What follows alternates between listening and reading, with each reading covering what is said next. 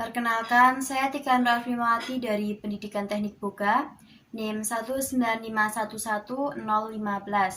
Di sini saya akan mempresentasikan analisis jurnal yang berjudul Kemajuan Terbaru dalam Penggunaan Bioteknologi Sordu dalam Pembuatan Pasta. Penelitian ini disusun oleh Marco Montemuro, Rosa Nakoda, dan juga Carlo Giuseppe Rizzello. Latar belakang dari penelitian ini karena seiring dengan perkembangan zaman, permintaan konsumen akan produk makanan yang memiliki sifat fungsional semakin meningkat. Seperti yang kita tahu, pasta merupakan makanan yang sangat umum dan banyak dikonsumsi oleh masyarakat. Meskipun demikian, pasta konvensional ini sangatlah tidak sehat, karena pasta konvensional itu mengandung gluten dan juga kadar GI yang sangat tinggi, serta adanya penambahan garam pada proses pembuatan pasta konvensional yang akan menyebabkan penyakit kardiovaskular. Oleh karena itu, perlu adanya inovasi dalam pembuatan pasta agar nilai gizi dan juga fungsi dari pasta itu semakin meningkat. Salah satu inovasi yang dapat diterapkan yaitu penggunaan sordu pada pembuatan pasta. Fermentasi sordu adalah salah satu bioteknologi tertua yang banyak digunakan dalam produksi pangan karena fermentasi sordu ini dapat mengubah sereal menjadi produk yang menarik, enak, dan juga mudah dicerna. Sehingga dalam penelitian ini, peneliti mencoba mengaplikasikan sordu dalam pembuatan pasta. Nah, sordu ini dibagi menjadi 3 tipe. Sordu tipe pertama merupakan sordu yang diproses dengan cara tradisional yang sebelumnya sebagai starter alami untuk proses fermentasi. Sordu tipe 2 adalah adonan cair yang difermentasi untuk waktu lama. Sedangkan sordu tipe 3 merupakan sordu yang dikeringkan yang biasanya itu digunakan sebagai penambah rasa.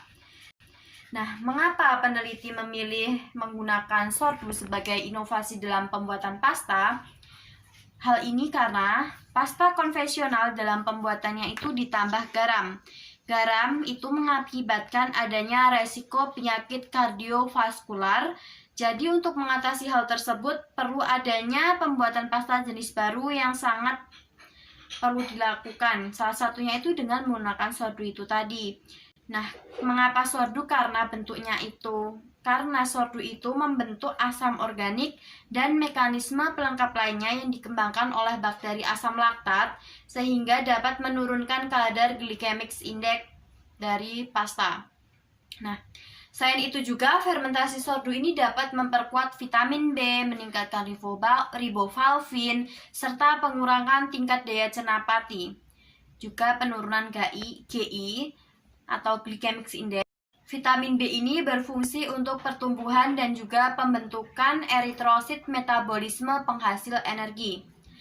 Pasta yang diproduksi dengan fermentasi sordu ini dapat dijadikan untuk diet rendah GI karena pasta ini tuh dapat mencegah diabetes tipe 2, penyakit kardiovaskular, obesitas, sindrom metabolik, dan juga kanker. Dalam survei membuktikan bahwa 5% orang di dunia itu alergi terhadap gluten atau biasa disebut sebagai penyakit celiak. Dan dalam penelitian ini, fermentasi sordu itu dapat menurunkan kandungan gluten pada tepung gandum di bawah ambang batas 20 ppm. Nah, berdasarkan penelitian, pasta fermentasi sordu itu mengandung konsentrasi gluten 5 kali lebih rendah dibandingkan dengan pasta konvensional yang dijual di pasar.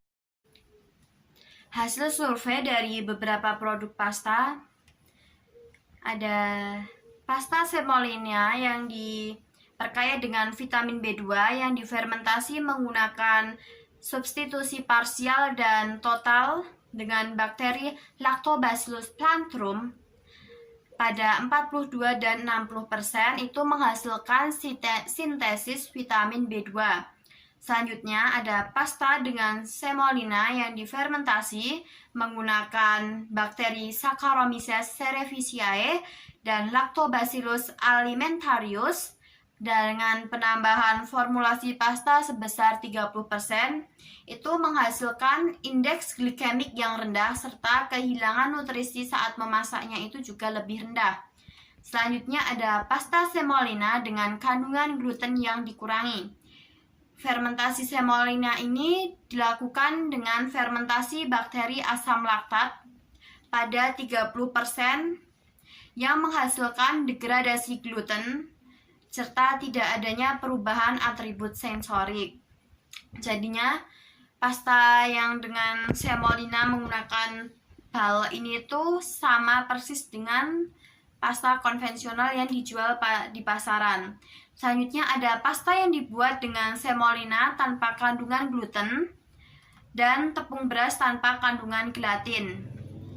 Itu difermentasi menggunakan bakteri asam laktat juga, menghasilkan degradasi gluten sama seperti yang dengan asam laktat yang kandungan gluten dikurangi serta meningkatkan persepsi asam. Selanjutnya ada pasta yang dibuat dengan beras merah setengah matang dan tepung beras tanpa kandungan gluten dengan sorghum gandum. Ini menggunakan fermentasi spontan sorghum dengan penambahan pasta sebesar 15%. Ini mengakibatkan atau menghasilkan kehilangan pemasakan yang rendah, maksudnya kehilangan protein atau zat gizinya itu sangatlah rendah dibandingkan dengan pasta konvensional, serta jaringan proteinnya itu lebih optimal.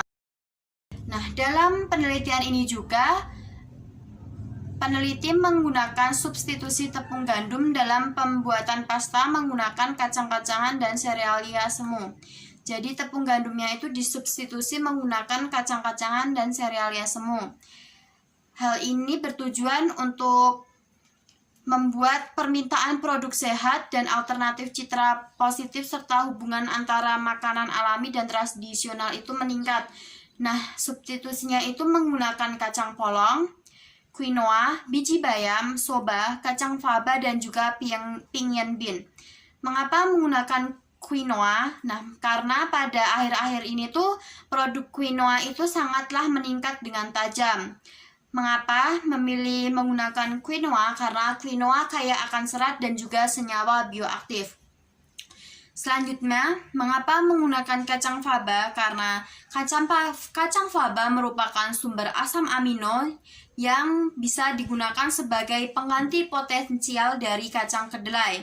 Kekurangan dari kacang faba itu mengandung antinutrisional sehingga dilakukan cara untuk menghilangkan zat antinutrisionalnya itu dengan cara fermentasi bakteri asam laktat. Selanjutnya ada pinyin bean. Pinyin bean ini dijadikan substitusi tepung gandum karena pinyin bean ini tinggi akan lisin, kaya protein, mineral, dan juga vitamin.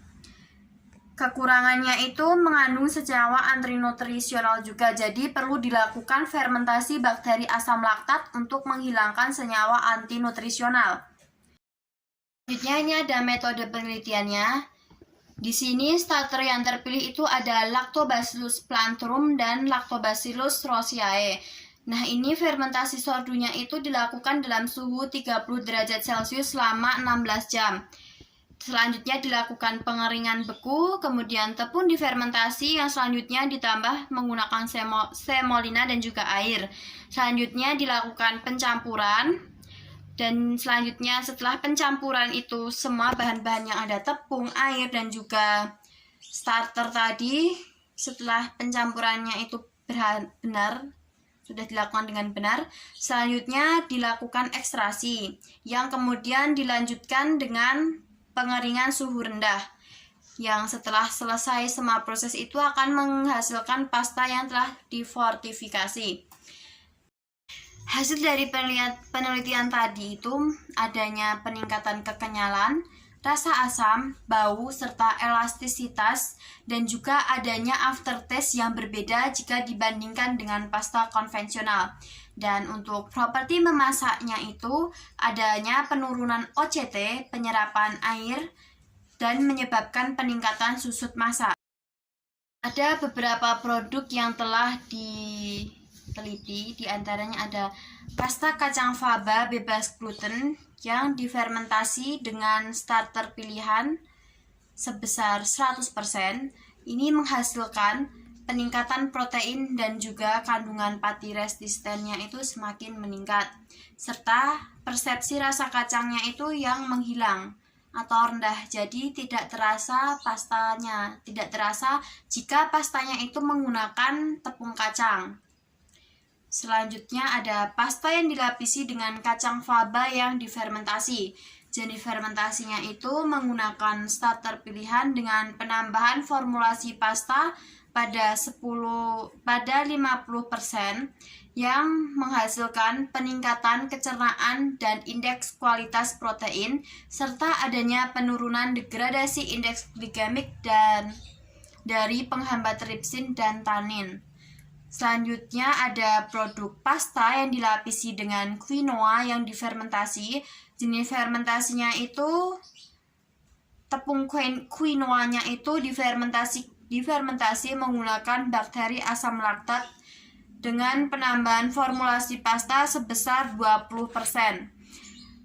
Fermentasi ini menghasilkan peningkatan peptida, asam amino bebas, dan juga kandungan total fenol, serta adanya peningkatan semua indeks nutrisi dan penurunan indeks hidrolisis, serta meningkatkan kerugian memasak. Maksudnya itu zat gizinya itu banyak yang tidak berkurang saat dimasak, serta adanya penurunan penyerapan air karena biasanya pasta itu sangat menyerap air. Nah, ini penyerapan airnya itu lebih rendah. Selanjutnya ada produk pasta yang dilapisi dengan pinyin bean yang difermentasi.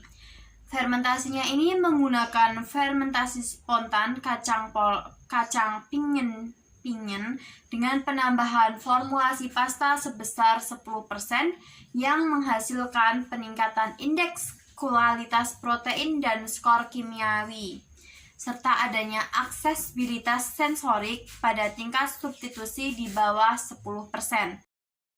Kesimpulan dari penelitian ini, untuk memenuhi permintaan konsumen akan makanan dengan profil nutrisi yang seimbang dan sifat fungsional, industri harus mencari inovasi dalam pembuatan pasta.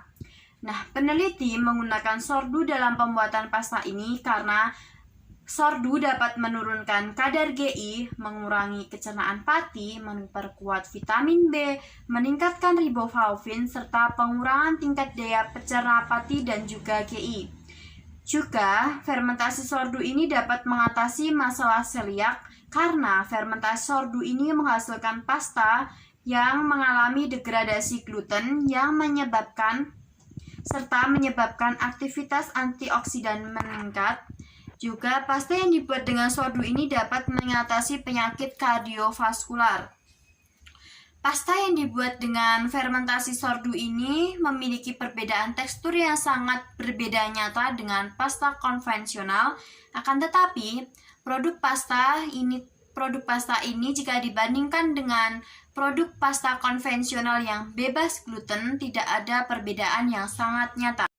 Cukup sekian dan terima kasih. Jika ada pertanyaan bisa ditanyakan melalui kolom komentar. Bila ada salah kata atau salah dalam penjelasan, saya mohon maaf. Cukup sekian. Wassalamualaikum warahmatullahi wabarakatuh.